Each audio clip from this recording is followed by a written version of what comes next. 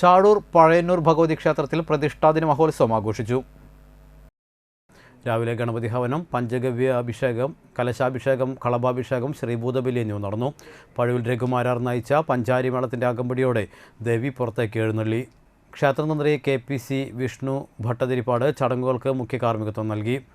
പഴുവം Devaswom officer PU Nandakumar, ക്ഷേത്രം ഭാരവാഹികളായ president V Lohithakshan, secretary M Haridas, treasurer Sudheer Thandiyekkal, joint secretary Madhusoodanan Thekkiniyadath, Pozhath Raghavan എന്നിവർ നേതൃത്വം നൽകി.